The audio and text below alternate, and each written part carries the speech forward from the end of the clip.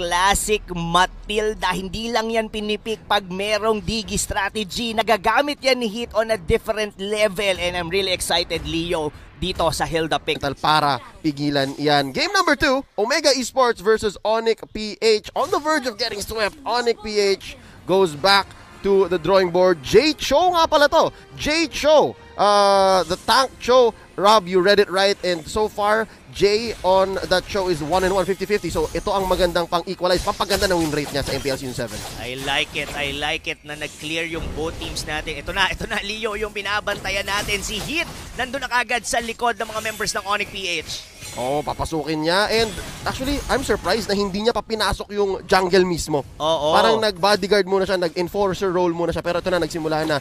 I just noticed, Rob, Matilda and Hilda. Mathilda. Kung that combination. So, lumipat na si Heat. Mukhang hindi niya masisecure yung orange. Pero ito na, Heat, mukhang ayaw niyang bigyan ng buff dito si Heat. Nakaisa pa nakuha niya yung small serpent.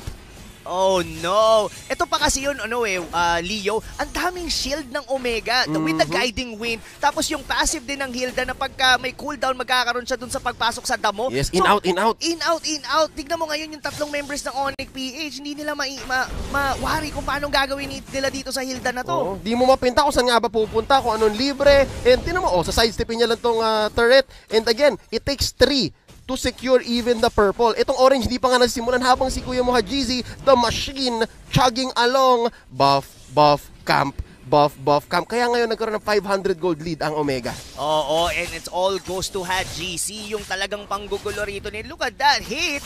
Hindi pa mauunang mag-level 4 dito si HGC, and that early lead could potentially give them the first turtle dito sa laro na to, Leo. Yep, and bisita namin ng top lane, no? Ito ang lane ng mga Filipino heroes. Oo. Mga Filipino icons. Exactly. And to be fair, lamang ang lamang dito si Kenji in terms of the laning phase against Lapu-Lapu. Pero since ang ganda ng rotation dito ng mga tank and support ng Omega, mukhang libre ang first turtle nila dito. Ang Benedetta ni Hate ay nahihirapan. Again, this is what you can expect. Sobrang binisita ni Mr. Fundamental eh. Hanggang ngayon Ito pa, ngayon pa lang niya yata makukuha yun. That's the second rotation ng cooldown ng kanyang retry. Oo, medyo papasama yata ang Omega dito. Heath running out. Courtesy as well with the backup. Guiding Winds, hindi na nga kinailangan. Ito ang talagang plano ng Omega, the Hilda Sisters. Ang manggugulo. All the while, si Hajisi pa nga, hindi pa nga nakita ng laban eh. Yes, pero I would like to point out as well, Leo, medyo may time frame tong ganitong ginagawa ng Omega. As the game goes by, yung mga side lanes dito ng Onyx PH, we've mentioned this earlier, mga scaling heroes. Itong aalis na to, magkakaroon, pero looks like a pick-off, medyo nag-overstay na yata doon si Heat. Yep, tinamaan ng Bravest Warrior at na-stun, hindi na nakatakbo ang tank ng Omega Esports. Yeah, we're talking about the side lanes dito. Kuya Rob, check it out. Marky, already 5. It seems like hindi makalabas kasi again, scaling hero itong alis na to. Tatamaan ng circling eagle. Kaka! A few hits off the feathered airstrike as well, mababawian. 1-for-1 so far, Courtesy. Jay from the back, check this out. Oh! Flicker into 1. Na-save pa nga. Ibang tinamaan. Feathered airstrike. Wala pa. Ginagamit na. Flame shot from the top though. Si Jay mapapabawian pa. Oh no. Si Kyrie hindi makaporma kasi binabantay siya ni Mr. Fundamental. Yes, ang nangyari doon, Leo, sumobra yung flicker kasi yung Jit Kundo medyo may konti pang dash yun. So hindi tinamaan doon si Courtesy. Tapos hindi pa umabot yung damage ng flame shot ni Kyrie. I get it. Ang ginagawa ng Onyx PH is ina-advance yung pag-iisip. Pero ang sabi ng Omega, teka lang, nandito lang kami. Okay, easy, nandito lang kami. And again, 2 steps ahead si Kuya Mo Jay, but I get it. Omega, great body block by those other members left. Kaya nabuhay pa si Courtesy. Kailangan kalmahan ng Onyx PH tong early game. Hindi nila kayang sumabay ngayon sa teamfight against Omega, pero hindi yata madali yun, Leo, as Heat is forcing a lot of engagement dito. Talagang pinipilit niya rito yung Onyx PH na ibato sa kanya lahat eh. Easier said than done. Kuya Rob, easier said than done. Jay, matcha check dito. Kenji, naghahanap ng isang knockout punch. Wave the Dragon, ang sagot na lang dito ni Jay. Feathered airstrike by Toshi. Confirms the kill. 1 down. Mana-knock out si Cho. And right now, pressuring the side lanes. Ito, ganito na lang gagawin ng Onyx eh. Correct me if I'm wrong, Rob, ito ang dapat gawin ng Onyx na kung saan si Marky, protektahan nila yun, make space para may bawi sa late game. Oo, kailangan nilang maprotektahan itong Alice na to, pero is like what you mentioned, hindi ito madali. All the lanes ng Onyx PH dito is unfortunately hindi nakapalag.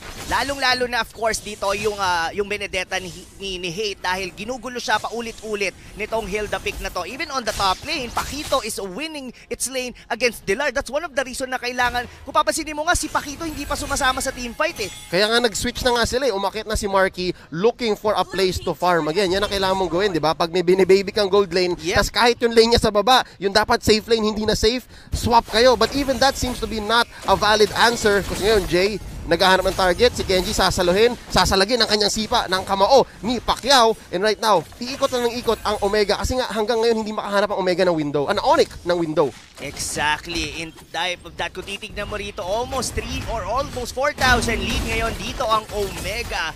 And yeah, sabihin na natin Omega, nagkakaroon sila ng lead dito. Pero mahalaga itong outer turret on the mid lane ngayon ng Onyx PH as this opens a lot of opportunity para ma-invade sila lalo. Kung kanina, hirap na hirap kumuha ng buff dito si Hate, much more kung mababasag yan. So kailangang i-hold. Hold the line yan para kay Kairi, hindi pwedeng mabigay ang Torre sa gitna.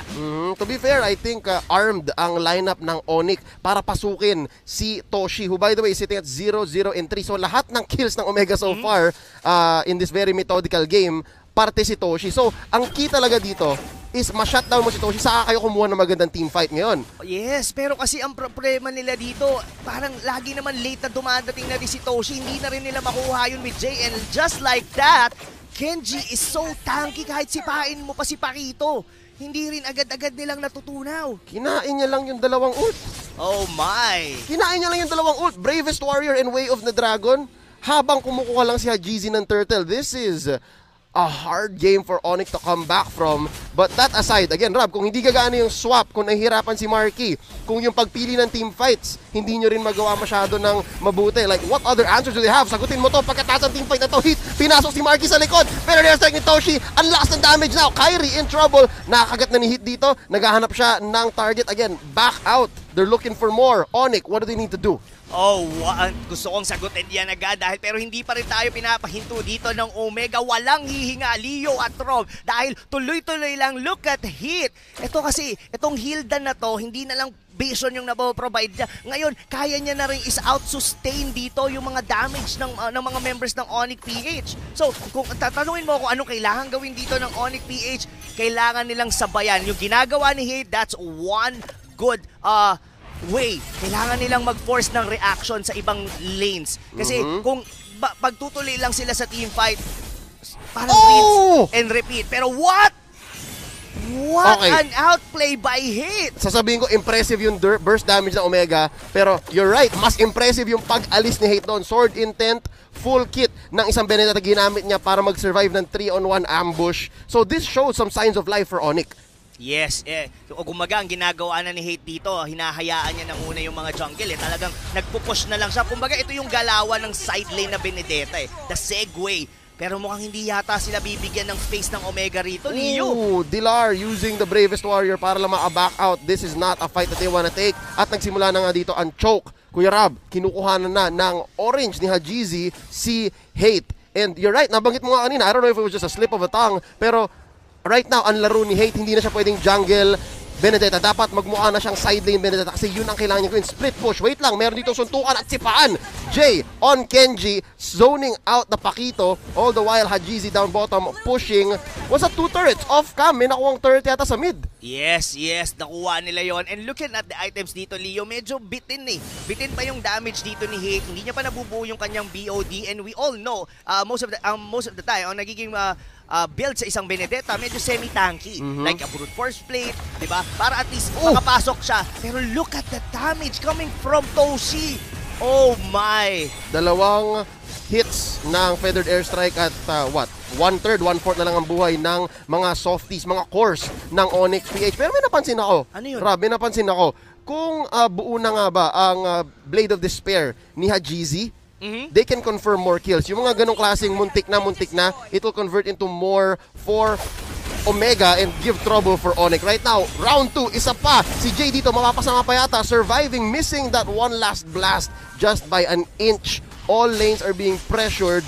Again, isa lang ang tank ng Onyx PH and it's even a Cho. So kailangan niya pang gamitin yung full kit niya para makasurvive ng mga ganong klaseng engagement. Inisip ko, may chance ba para kay Dilar? Can Dilar find a way to burst down the Farsa? I think so. That's what he's trying to do here. Yeah. Papasukin niya si Toshi pero nasa kabilang parte ng pader.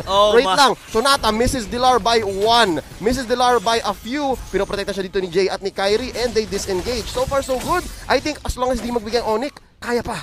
Ang hirap din kasi gawin nun eh. We all know that yun yung gustong gawin ni Dilar, na i-bravest fighter doon si Toshi. Pero sa ganyang situation, in that kind of terrain, sikip, wings by wings, pwede siyang tumalon lang sa kabila and just use simply the feather airstrike. Tapos mapapaback away niya na kagad doon si Dilar. So right at this moment, binabakuran na ng Omega ngayon itong Lord na to. And even Marky is really trying his best na makuha itong purple buff. Pero I don't know, Leo, mukhang pagka nagkaroon ng pick-off dito, this might be a free Lord para sa Omega. Jay, Wave the Dragon palayo kay Curtizi, canceling, not even letting him use the circling eagle, and that was right. Yun nga yata ang plano, and look at this, Rob. Yes. Naisip ko to, alam ko naisip mo to, nung kinukuha na ni Marky yung purple buff, natanggap na ni Kuya Mohate kung anong kailangan niyang gawin. Kumbaga, ikaw na. Sa'yo na yung mga buff.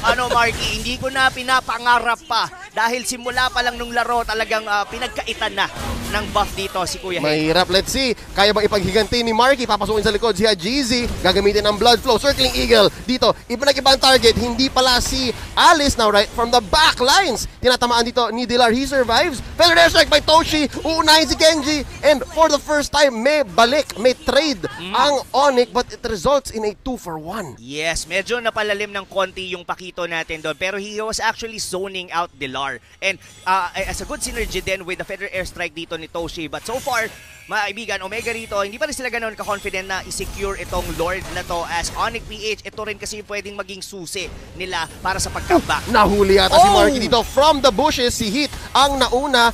Bibilangin ng Onyx yan. Bibilangin ng Omega rin yan. Na okay, wala akong Winter Truncheon, guys. Wag muna. Luminous Lord coming up 12 minutes in. Ito, Raba, I gotta give it up to Onyx for this whole time, despite being locked into their base, despite being down 7,000 gold. Yes. Hindi rin naman sila nagbibigay ng libreng Lord. Exactly. Pero ito yan, ha. I mean, in terms of the draft dito ng Omega, meron time frame yan.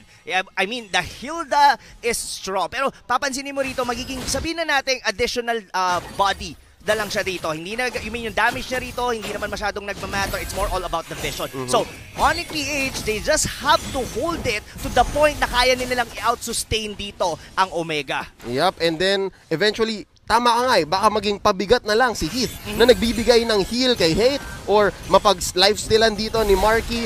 But right now, yan ang kailangan niyang gawin. Ito mo to, body block, Heath.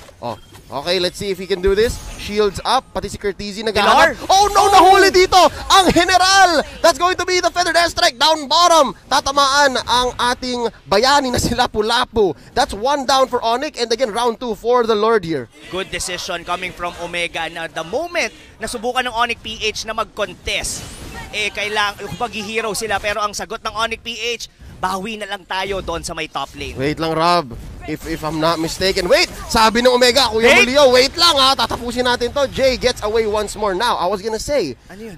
Parang may pinaplano yatang heist ang Onyx PH. Baka gusto nilang isahan ng Omega ulit. Parang, eto medyo nagiging, pag nangyari yun, it's gonna be the third time. Onyx 11 Parang Onyx 11 to Ang matindi nun, second time pagka Benedetta ulit. Nako. Casa del Onyx? Casa del Onyx. Yung pero so far dito, is a perfect execution with the draft dito ng Omega. Onyx PH, they could potentially defend this. They have Kyrie with the damage, even with Marky, kayang-kaya nilang i-hold to. It's come to this again. We mentioned it at the start of the draft. Nabanggit natin to na kapag nadehado ang Onyx at kailangan nilang mag-clear waves, very specific, mawawalan sila ng pang-team fight kasi kailangan mag-focus ni Kyrie at ni Marky. Saka kung iisipin mo rito, Leo, o for Omega, ano lang ba ang damage nila? They have the nuke coming from the feather airstrike ni Toshi and as well dito sa mga bala ni Hajizi. Pero aside from that, more on sustain na lang yung tatlo. Panggulo. Yes. Para maka-focus yung damage. So again, merong rock, paper, scissors na nagaganap dito. Lord, aatakin na, papabasagin ang top lane. So that's given, Onyx PH. Try to keep composure, disiplina lang. Mid na rin yata ang susunod. Nako po, 2 out of 3 turrets down. Bottom is the last safe haven. Nako, hate na huli dito. Ginamit niya na ba? Oh! Papasabugin dito. Not even a second chance. Feathered airstrike dito ni Toshi. And that's gonna be one more. Make it 3. Jay goes down. Finally, the nail in the coffin. The straw that broke the camel's back. Oh, wow. 2 left. Kaya ba nilang tumipensa? Ang dalawang may wave clear sa Onyx PH. Papasok. Winter Truncheon. Pero na-weave in and out. Nako, alam. Oh! Hold up! Here's the turn! Oh! Marty shuts down Kenji. Kairi takes down Curtizi. Kaya nilang titira. Kaya pa ba? 3v1. Nako po, might not be because Hajizi's here. The machine! This is Omega sweeping Onyx PH. Oh, wow, Leo.